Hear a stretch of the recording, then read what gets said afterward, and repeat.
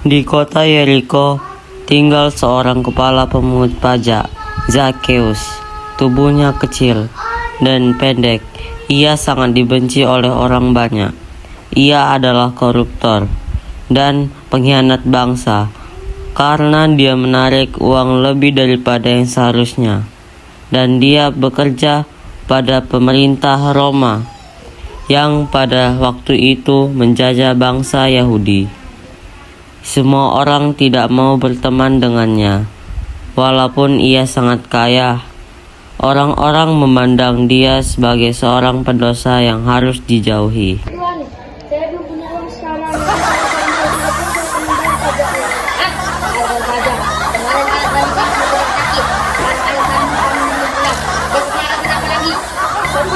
Tapi semua itu benar, Tuan. Kalau saya disuruh pulang, terus anak saya masih sakit. Besok ini, jangan Tuan, ini satu-satunya. Perhiasan ini pasti lumayan. Simpan aja lah untuk tujuan. Hitung uang dulu 1.000, 10.000, 1 juta. Banyaknya uangku. Yep. Mana sih asisten ini? Iyalah, masa aku manggil sayur bayam? Kan nggak mungkin.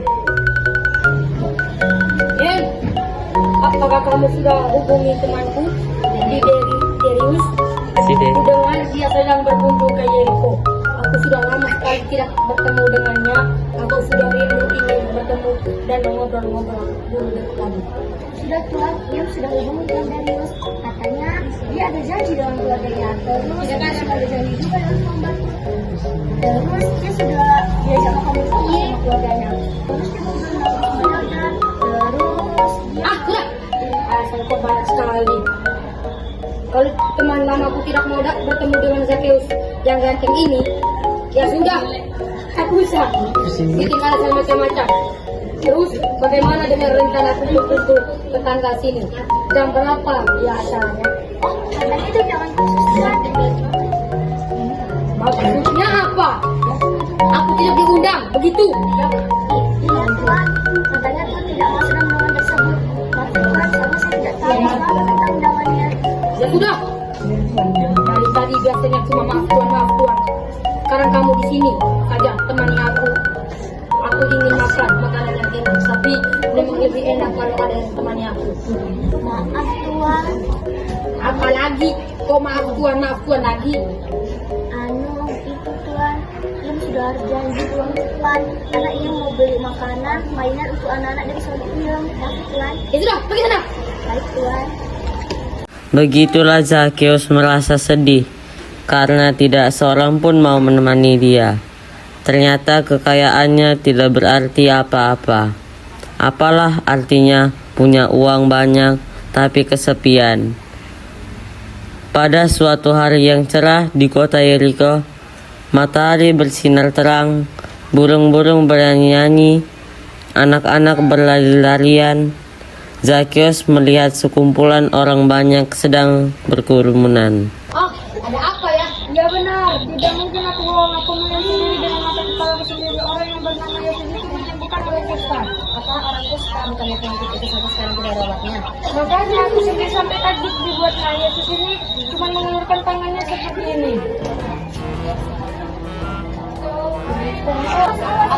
Aku pernah ada di sebuah rumah yang penuh sisa orang-orang yang mau melihat Yesus. Tiba-tiba atapnya dibongkar orang. Kami semua terkejut. Lalu tiba-tiba dari atap yang bolong itu tempat tidur turun dan di dalamnya ada orang lumpuh.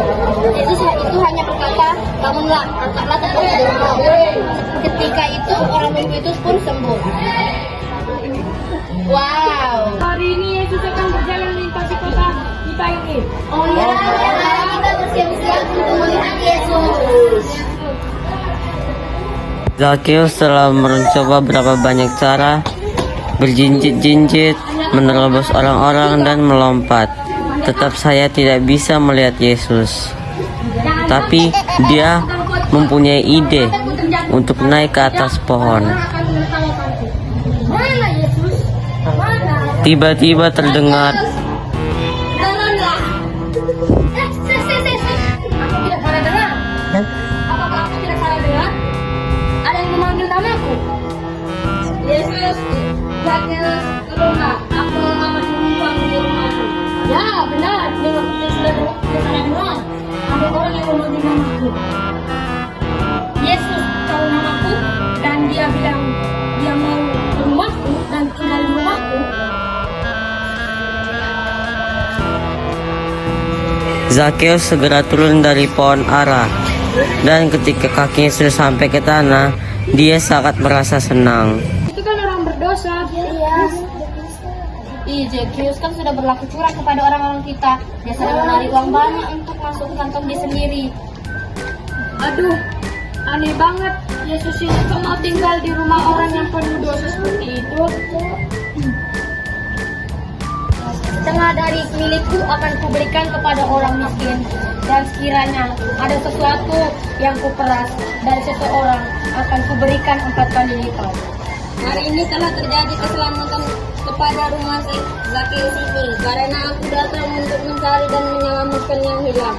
Kita semua adalah seperti Zakheus yang datang dengan latar belakang yang berbeda, dan kita melihat Tuhan serta menangani jamakan kasih-Nya. Tidak ada kesalahan yang terlalu besar bagi Tuhan untuk dimanapun dosa semakin besar, maka kasih-Nya akan semakin besar dan nyata.